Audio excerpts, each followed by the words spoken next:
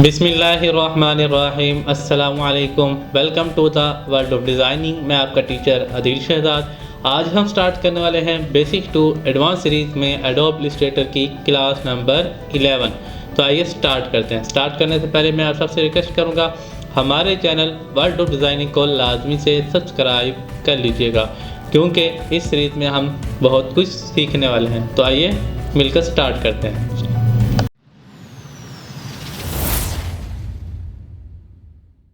अब हम आ चुके हैं अपने लैपटॉप की स्क्रीन पर। तो आज जो टूल हम सीखने वाले हैं वो है शेप बिल्डर टूल। तो यहाँ पर आपको लेफ्ट साइड पे टूल नज़र आएगा, शेप बिल्डर टूल। तो शेप बिल्डर टूल बहुत ही मज़े का टूल है और मोस्टली हम इससे लोगोज वगैरह क्रिएट करते हैं और मज़े की चीज़ें इससे हम बना सकते हैं। तो पहले हम इसके यूजेस समझ लेते हैं कि इसके यूजेस हैं क्या। शेप बिल्डर टूल के 3 यूजेस हैं। पहला ये कि आप दो या दो से ज़्यादा शेप्स को मिलाकर अलग अलग शेप्स बना सकते हैं, ठीक है। और दूसरा ये कि आप दो या दो से ज़्यादा शेप्स को मिलाकर शेप्स की कटिंग कर सकते हैं, ठीक है। और शेप में से शेप को कट कर सकते हैं। और इसी तरह से अगर तीसरा यूज देखें तो तीसरा यूज ये है कि आप दो या दो से ज़्यादा ऑब्जेक्ट्स को आपस में मिलाकर उनको मर्ज करके एक ऑब्जेक्ट बना सकते हैं। तो ये 3 यूजेस हैं जो आप याद रखते हुए शेप बिल्डर टूल को यूज कर सकते हैं, जिससे आपके लिए बहुत ही आसानी होगी। तो फॉर एग्जांपल अभी हम देख लेते हैं, जैसे हम यहाँ पर एक बनाते हैं कुछ सर्कल से। एक सर्कल बना लिया, उसके बाद मैं एक दूसरा सर्कल बना लेता हूँ और इसी तरह से मैं यहाँ पर एक तीसरा सर्कल भी बना लेता हूँ। तो इस तरह से और इन सबको सेलेक्ट करें आप। शेप बिल्डर टूल के लिए ज़रूरी ये है कि जिन ऑब्जेक्ट्स पर आपने शेप बिल्डर टूल को यूज़ करना है उन सबको ही सेलेक्ट करेंगे, किसी एक को नहीं करेंगे। और इसी तरह से जैसे इन सबको सेलेक्ट किया, सेलेक्ट करने के बाद यहाँ पर आएंगे शेप बिल्डर टूल पर क्लिक कर देंगे। जैसे क्लिक करेंगे तो अब आप ये देख रहे होंगे कि आपके ऑब्जेक्ट में आपको फिल एरिया शो हो रहा है जहाँ पर मेरा एरो रखा हुआ है। और आप ये भी देखेंगे कि एरो के साथ ही आपको यहाँ पर प्लस का सिंबल भी नजर आ रहा है। तो यहाँ पर हमें ये आइडिया मिल रहा है कि अगर आप जहाँ पर आपने एरो रखा हुआ है, अगर आप वहाँ पर क्लिक करते हैं और जहाँ तक फिल एरिया जा रहा है, ठीक है, वहां तक आपका एक अलग ऑब्जेक्ट बन जाएगा। फॉर एग्जांपल जैसे मैं यहाँ पर ये जो मेरा फिल एरिया है ऑब्जेक्ट का, मैं यहाँ पर कहीं पर भी अगर क्लिक करता हूँ तो ये मेरा एक अलग ऑब्जेक्ट बन जाता है। तो इसी तरह से आप हर क्रॉसिंग पॉइंट के बाद ये देख सकते हैं कि जहाँ पर आप अपना एरो रखेंगे वहां पर क्रॉसिंग पॉइंट तक ये देख रहे हैं कि जैसे इसका क्रॉसिंग पॉइंट यहाँ से है, ये है और फिर ये है। तो ये क्रॉसिंग पॉइंट तक आपको फिल एरिया दिखा रहा होगा। तो जैसे आप इस एरिया पर क्लिक करेंगे तो ये अलग बन जाएगा ऑब्जेक्ट, इसी तरह ये अलग बन जाएगा। तो ये अलग अलग इस तरह से आप ऑब्जेक्ट बना सकते हैं, अलग अलग शेप्स बना सकते हैं। तो दोबारा मैं यहाँ पर आकर अगर सिलेक्शन टूल पे क्लिक करके आपको अनसेलेक्ट करके अलग से दिखाऊं तो आपको नजर आएगा इस तरह से, ये आप देख सकते हैं, ठीक है। तो ये इस तरह से आपके पास अलग अलग शेप्स बन जाती हैं। तो इसी तरह जो हमारा नेक्स्ट यूज है शेप बिल्डर टूल का वो है कि हमने दो या दो से ज़्यादा शेप्स को मिलाकर अपने शेप्स को कट करना है। तो किस तरह से, फॉर एग्जाम्पल जैसे मैं इन दोनों को सिलेक्ट करता हूँ, सिलेक्ट करने के बाद जैसे मैं यहाँ शेप बिल्डर टूल पर आकर क्लिक करूँगा, क्लिक करने के बाद अभी आप देख रहे हैं कि आपका जो एरो है उसके साथ प्लस का सिंबल नजर आ रहा है। तो इसका मतलब अभी आप माइनस नहीं कर सकते। तो इसके लिए क्या करना है, जैसे ही आप आल्ट का बटन प्रेस करेंगे तो आपको आपके एरो के साथ ही एक माइनस का सिंबल शो होगा। तो जैसे आपको माइनस का सिंबल शो हो तब आप उस एरिया पर क्लिक कर दें जितना एरिया आपको फिल शो करवा रहा है। तो अगर आप यहाँ पर कहीं पर भी क्लिक कर दें तो ये आपका ऑब्जेक्ट का वो हिस्सा जो है वो माइनस हो जाएगा।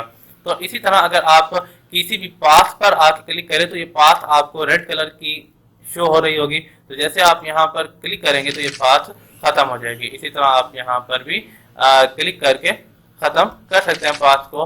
तो ये आपके पास माइनस के ऑप्शन होते हैं कि आप इस तरह से ऑब्जेक्ट्स माइनस भी कर सकते हैं। इसी तरह जो हमारे पास शेप बिल्डर टूल का थर्ड यूज था कि हमें ऑब्जेक्ट्स को आपस में मर्ज करके एक ऑब्जेक्ट में कन्वर्ट करना है। तो हम यहाँ पर जो हमारे पास ये ऑब्जेक्ट्स हैं इन सबको सिलेक्ट करके शेप बिल्डर टूल एक्टिव करेंगे। एक्टिव करने के बाद जैसे मैं यहाँ पर आऊँगा तो सेम वैसे ही आपको पहले की तरह ही दिखा रहा है, प्लस करना माइनस करना आपको ये सब कुछ वैसे ही दिखा रहा है। अब आपने करना क्या है कि आपने कहीं पर भी आके क्लिक करना है। क्लिक करके आप माउस का बटन रिलीज नहीं करना, माउस का बटन प्रेस करके रखना है और साथ ही आपने माउस से डायरेक्शन दे देनी है। इस तरह से आप ये देख सकते हैं कि इस तरह से आप, ठीक है। तो ये आपके जो 3 सर्कल थे वो आपस में मर्ज होकर एक ऑब्जेक्ट में कन्वर्ट हो गए। तो इसी तरह से अब आप देख सकते हैं कि ये सिर्फ आपका एक ही ऑब्जेक्ट है। तो तीसरा यूज ये था कि हम ऑब्जेक्ट्स को, दो या दो से ज़्यादा ऑब्जेक्ट्स को आपस में मर्ज करते हुए एक ऑब्जेक्ट बना सकते हैं इस तरह से। तो नेक्स्ट हम देख लेते हैं कि इसके मज़ीद यूजेस किस तरह से हो सकते हैं।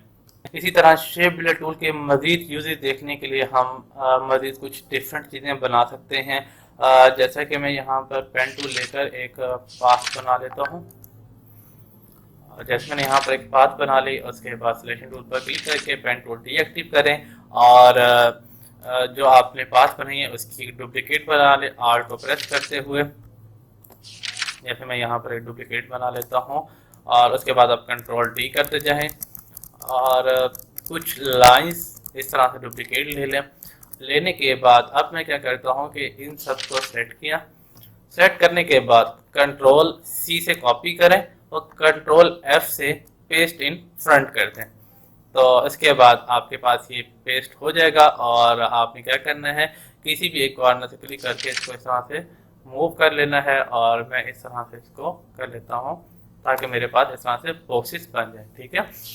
तो जैसे मैंने यहाँ पर कुछ लाइंस बना के मैंने बॉक्सेस बना लिए। अब आप इन बॉक्सेस को मर्ज करते हुए कुछ डिफरेंट चीज़ें बना सकते हैं। तो जैसे मैं यहाँ पर क्लिक करते हुए इनको मर्ज कर रहा हूँ और मर्ज करते हुए हम क्या कर सकते हैं कि कुछ डिफरेंट चीज़ें बना सकते हैं इस तरह से। और इसी तरह से आपके पास बहुत सारे ऑप्शन होते हैं, आप इनको यूज़ कर सकते हैं और डिफरेंट आप चीज़ें बना सकते हैं इस तरह से। ठीक है। और अगर हम एक काम ये करें कि सिलेक्शन टूल पे क्लिक करते हैं दोबारा से और इन सब को सेलेक्ट करके इन सब की ही एक कॉपी ले लेते हैं। कंट्रोल सी से कॉपी और कंट्रोल एफ से पेस्ट इन फ्रंट।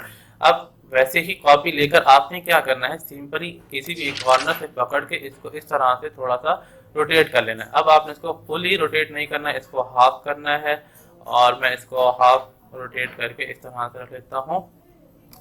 तो रखने के बाद अब आप क्या करोगे, इन सबको सेलेक्ट करो। सेलेक्ट करने के बाद अब मैं आपको यहाँ पर दिखाऊं कि आप बड़ी मज़े की चीज़ें बना सकते हैं। जैसे शेप बिल्डर टूल लेंगे तो यहाँ से आप जैसे कुछ भी इस तरह से बना सकते हैं। बहुत ही डीपली आप इस तरह से काम कर सकते हैं और मोस्टली शेप बिल्डर टूल से हम लोगोज वगैरह क्रिएट कर सकते हैं।